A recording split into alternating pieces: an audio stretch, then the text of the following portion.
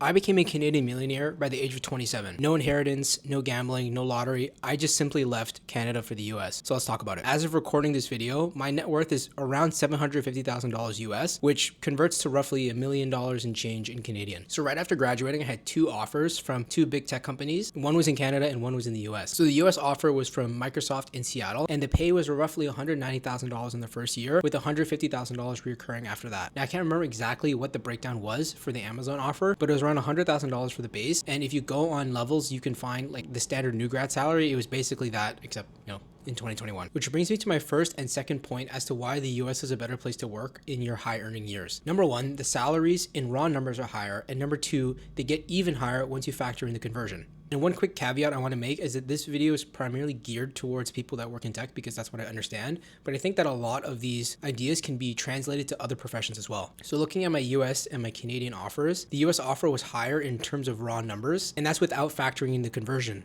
So once you factor in the conversion, the gap gets even bigger. And as you progress in your career, I'm sure if you go on levels and look, the gap only widens when you get to SDA2, senior, staff, principal, etc. Now, making money is one key factor in creating wealth, but the other one is saving money and being able to invest it. Which brings me to my third point, which is that the US cost of living is comparable in many cases to Canadian cost of living. This chart that I made compares the average annual salary versus the annualized one-bedroom apartment rent, sorry, that's a lot of words to say, in a lot of American and Canadian cities. And from what I've found, to be honest, a very quick glance, that in most cases you are coming out ahead. Now, every single person that I've talked to that's now working in the States said that they were better off working in the States rather than working in Canada. I think that there's one circumstance where it's not, which is mostly New York where I am right now, because the rent is just so ridiculously expensive. But if we just ignore money for 1 second and purely talk about job prospects, I think that the US is a better place to grow and flourish in your career, which is my fourth point. Canada is a much smaller market than the US, has roughly 1/10 the population, 40 million in Canada, I think it's like 380 million in the US, which means that there is less high paying jobs, less competition, less demand, and less opportunities to move up. And I also want to note, specifically for tech, all of the high paying jobs in Canada are all from US tech companies that have satellite offices in Canada. And all those employees that work at the Canadian satellite offices make less than their US counterparts while having a similar cost of living. If you are driven and want to be at the bleeding edge of tech, I honestly think that the US is where you want to be, but once you factor in the wealth building opportunities,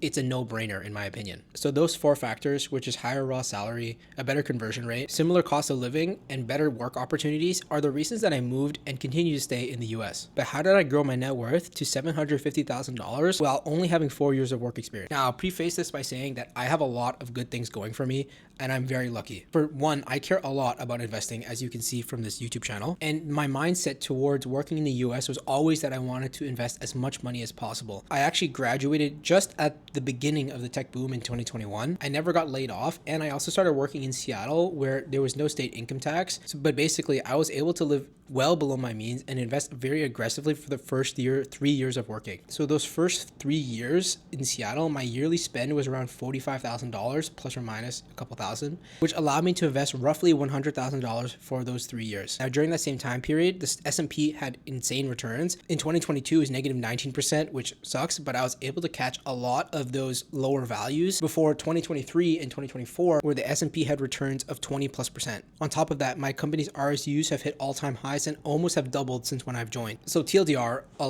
little bit of diligence, but if I'm going to be honest, a lot of luck. But even if we halved or quartered my net worth from where it is right now, I still think that would be further ahead in the US than I would be in Canada, especially after you factor in the conversion rate. I've thought a lot about why Canada is like this and why the job market, specifically the tech job market in Canada, is not as strong as the US. And while there are a lot of answers to this question, I kind of want to share some of my thoughts as a non-economist.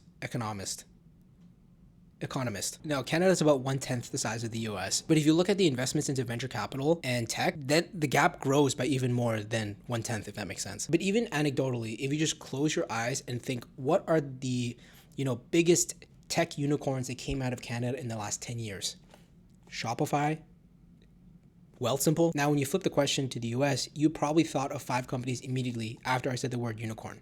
And while I don't think that startups are like the key reason that Canada's job market is lagging behind, I think you can take that same idea of aversion to risk and apply it to other sectors within the tech market specifically to showcase why Canada may be lagging behind. But again, I'm not an economist, and I'm actually very curious to hear what your thoughts are in the job market if you work in Canada or if you work in the US. But these factors that kind of drag Canada's job market behind are also compounded by the fact that Canada has an insane amount of brain drain. And if you're a Canadian, especially if you don't work in tech and you're watching this, you're probably going to hate what I'm about to say, but my peers and I have essentially gamed the Canadian tax system. My peers and I were born and raised in Canada with world-class education from K to 12. Then we go to university, which is number one, cheaper than the US, and number two, heavily subsidized by the Canadian government. Additionally, with very generous, not even loans, but also grants. I think I got like $10,000, maybe $15,000 from OSAP just in grants over the 4 years of my university degree. Then I personally took 16 months worth of experience for co-op, which is actually very common for a lot of engineering schools,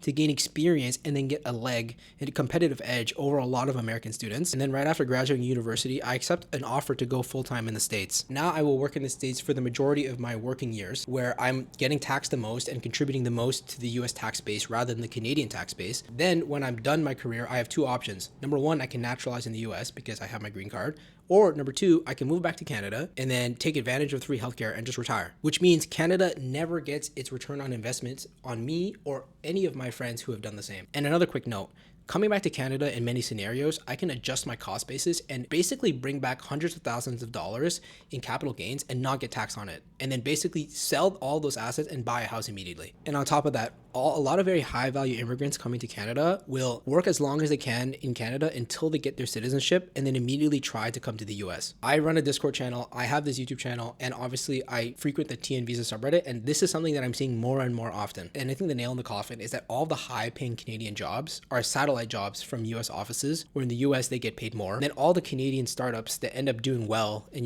growing end up moving to the States anyways. Now, what I said probably left a sour taste in your mouth, but in this situation, I don't think you hate the player, you gotta hate the game. Obviously, I'm very biased in saying that. But now begs the question, how do you play the game in coming to the US and basically achieving financial independence 5 times faster than you would in Canada? I made that 5 times up. I don't know if it's 5 times. So I'll say it's very straightforward, but it's not easy. The TLDR is that you have to get good and just apply to US companies. Not really any trick. There's no secret job board. You just have to be good enough to clear the interviews and get a job offer. This is with the caveat that you have a tech job related degree from Canada so you can qualify for the TN visa.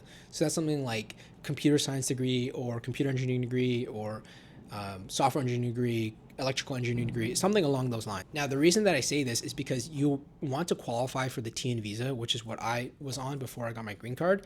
And that's a specific work status for Canadian and Mexican nationals or citizens, that allow them to work in the States for up to 3 years, but it's infinitely renewable. Now, this is a very common work status for Canadians. So a lot of US employers are already very wary of it. You just have to be, like I said, good enough to pass the bar and make them want to hire you. And most big tech companies will have a dedicated lawyer team, outside counsel that will do this for you or help you with the process. But if you're working with a smaller company, the process is pretty straightforward. You can almost do it yourself, but you can always hire, your own immigration lawyer. They can just look over your papers to help you with this process. And it's, like I said, pretty straightforward, just not easy. And the TN status is much simpler than the H-1B visa or the L-1 visa. So you do have somewhat of an advantage there. And I have a ton of videos breaking down the TN visa process on my channel, as well as the other options as the H1, like the H1B or the L1. And I'll probably link them in the description below. With how shaky the job market is and how many laid off competent engineers are, you're probably gonna look at this video and just say, oh, this guy's full of it. He's not being very realistic.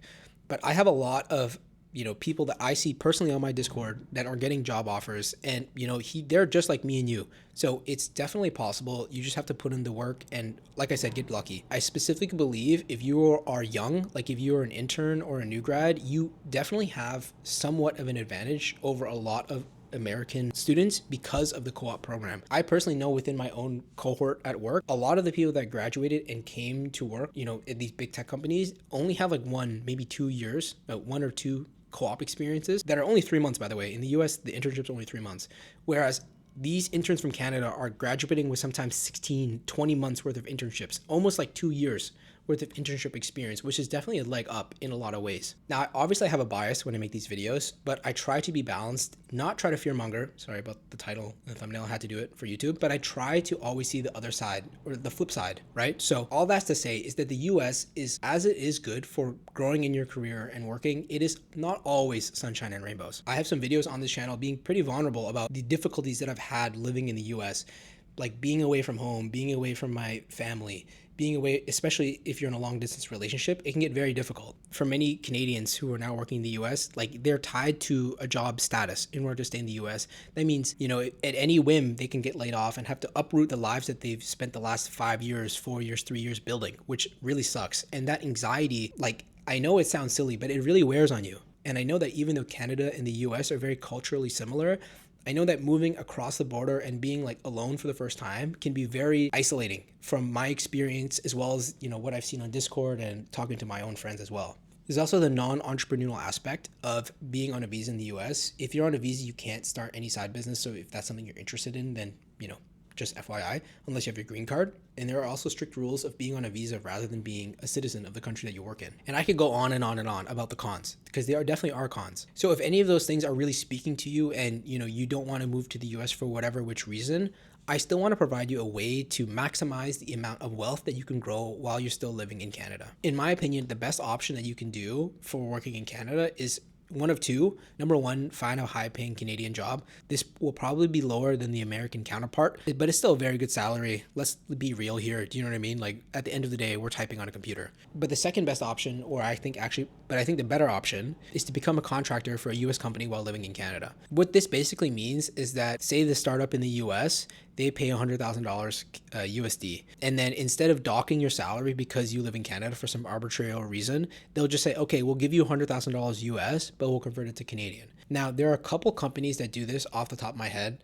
Oxide, I know for sure. I think they actually pay everyone $215,000 USD, no matter where you live. And the way that these companies do this is that they outsource their payroll to a third party. It's probably like Deal or like Rippling that lets them pay globally for the same pay. Now, if you do this, you essentially get the best of both worlds. You're living in Canada, which is awesome. And then you also get to be paid USD converted to Canadian, which is double awesome. Now, to actually find and work at these companies, I'm not going to lie, it's pretty difficult. Number one, I don't think there's a ton of companies that are currently doing this. And number two, I think if you find these companies, you got to be pretty cracked to get into them because, like I said, like now it's a competitive global market, right? So now, but if you do want to look for these companies, I would focus on companies that are like small to medium sized that are fully remote. But like I said, I think you got to be pretty cracked to get into a lot of these companies. So just my fair warning there. Now, I kind of ranted a little bit over this video, so hopefully you found it a little bit interesting, helpful. It's been a kind of long hiatus, but now I'm back, hopefully. So if you want to watch any of my videos related to the visa process, I have a ton of them on my YouTube channel. I will link them in the description. If you have any ideas for other videos or questions, please leave them in the comments. I will make a video or respond. And if you enjoy the content, please consider liking, subscribing, sharing. All of those interactions really help with boosting the video for the algorithm, which I would appreciate. Or if you hate me, just leave it in the comments as well. I appreciate you guys watching. I'll see you guys in the next one. Goodbye.